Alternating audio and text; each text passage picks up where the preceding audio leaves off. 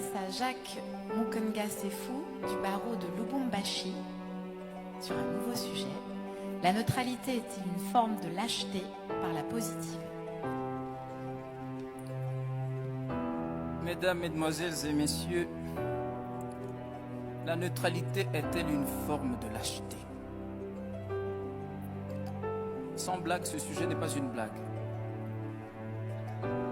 Car c'est du procès de la neutralité qu'il s'agit, procès ardu s'il en est. Aussi, il me semble que cette audience eût dû se tenir ailleurs, plutôt qu'à Lausanne, ici, sur le territoire suisse. Cette Suisse altière qui aura fait de sa neutralité bicentenaire une religion d'État. Il y aurait tout lieu d'ordonner le renvoi de juridiction pour cause de sûreté publique. Mais passons. Honorables jurés, commençons par dissiper tout malentendu sur le sujet et voyons en quoi le neutre diffère à la fois de l'éclectique et du partisan. En effet, devant une problématique donnée, le partisan assume ou la thèse ou l'antithèse. L'éclectique se situe à califourchon sur la thèse et sur l'antithèse dont il tire une synthèse, alors que le neutre, lui, se refuse de prendre parti, ni pour la thèse, ni pour l'antithèse, ni pour la synthèse.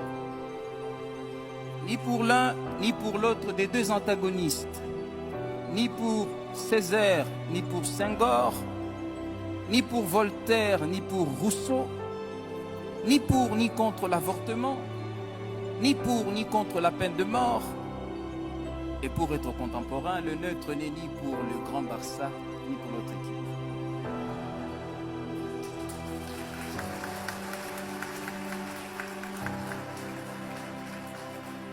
Je sais, oui je sais, on nous a vanté 1000 vertus de la neutralité.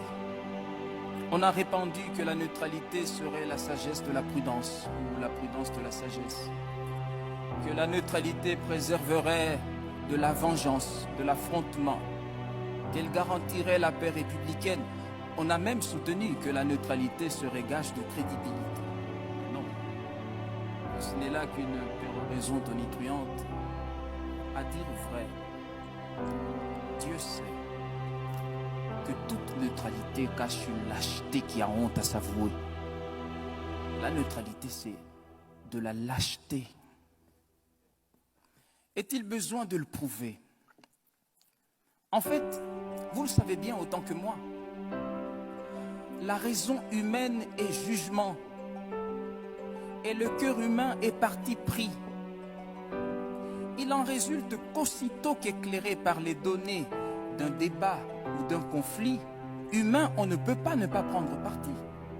La neutralité donc, si tant est qu'il soit possible d'être neutre, la neutralité, dis-je, n'est qu'une posture d'imposteur, adoptée pour le besoin de la cause ou pour la cause du besoin. Un leurre, une ruse. Et Pierre Billon a eu tant raison d'affirmer que la neutralité est une chose qu'on trouve dans les discours, pas dans le cœur des gens. Dès lors, si s'interdire de clamer tout haut ses convictions par peur d'en subir les conséquences n'est pas de la lâcheté, si s'interdire l'action par crainte de représailles n'est pas de la lâcheté, si, mais enfin, voir l'injustice et passer son chemin n'est pas de la lâcheté, admettez néanmoins que cela y ressemble beaucoup. Non, jamais, jamais. La neutralité n'est pas une vertu. Des individus aux États, elle reste une veulerie. Et quoi? Un ami qui a fait vœu de ne jamais prendre parti pour personne. Non, merci. Et en quoi serait-il donc mon ami, lui qui ne porterait pas sa part de mon malheur? Que la neutralité nous préserve du chaos de l'affrontement. Oui, j'entends bien. Autant heureusement qu'elle permette à l'injustice de prospérer. Voir la Shoah, l'apartheid, la ségrégation raciale, la xénophobie, l'esclavage sexuel, des avocats emprisonnés, des millions de morts et des viols à l'est du Congo, mon pays, la République très très démocratique du Congo.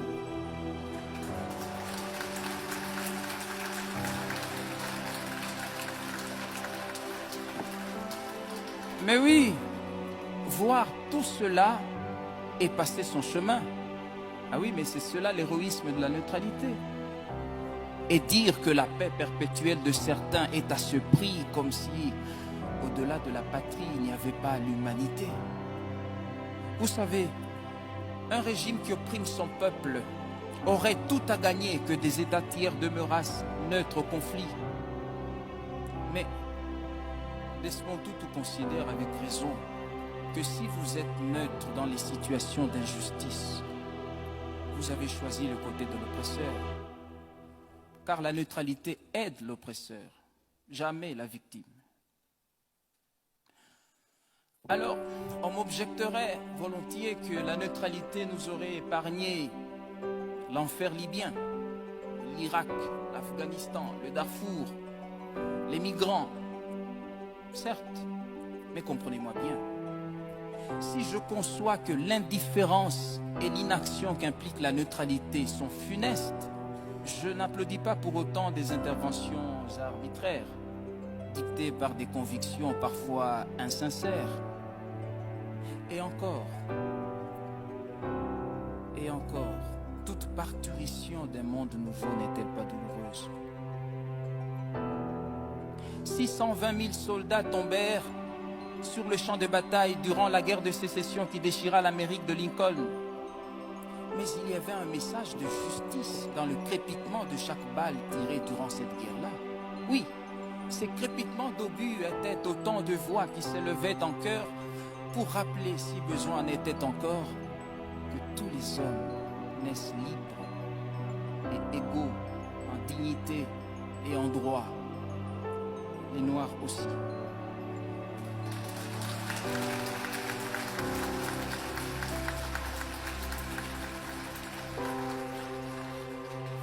La neutralité, c'est un leurre.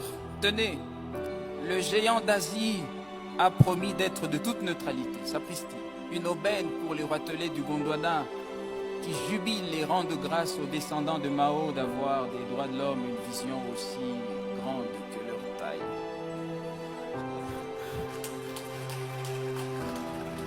Mais ne vous y méprenez pas. Pékin se tait parce que Mao est à table, la table de Mendeleïev. Et en Afrique, lui dit-on, il est impoli de parler quand on mange et mal poli de jaser la bouche pleine. La neutralité a engendré la langue de bois, ce patois de politiques et des technocrates irrésolus, des lâches qui effraient l'opinion publique. Ils disent aux uns, vous avez raison, et aux autres, vous n'avez pas tort.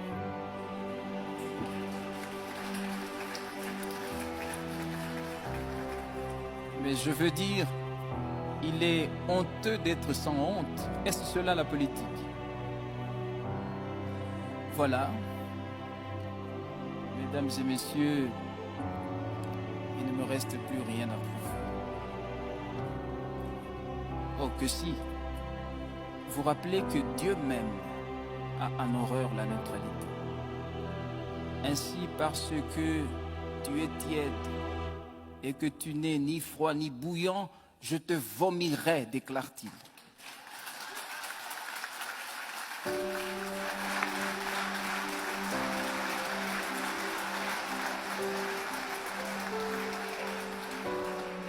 Voilà, mesdames et messieurs, la preuve est faite.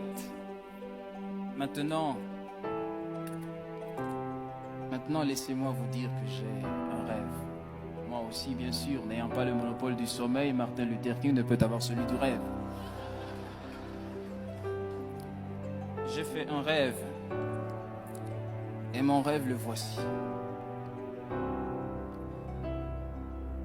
Et si ce 33e congrès de la CIB était celui de la rencontre de chaque avocat avec sa cause humaniste, l'idéal pour lequel il devrait désormais vivre et même mourir s'il le faut, et quittez la tranquillité de votre neutralité.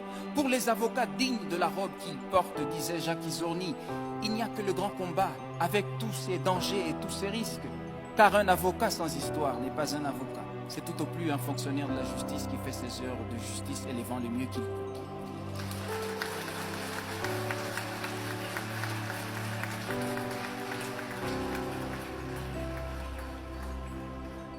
Quittez le confort de votre neutralité et descendez dans l'arène, vous mêlez des choses qui ne vous regardent pas. L'humanité vous en saura bien gré. Comme Zola pour Dreyfus, accusé. Comme Voltaire, donnez à graver cette épitaphe, il défendit Calas. Comme Sartre, Che Guevara, soyez de tous les combats. Comme Mandela, quittez votre robe d'avocat s'il le faut et allez vers le large. Et comme Vergès, sauvez Jamila et épousez-la.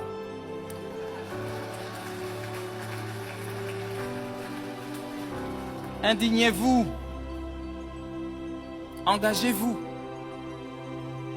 car celui qui n'est pas dégoûté par ce qui est dégoûtant est encore plus dégoûtant que ceux qui ne le dégoûtent pas.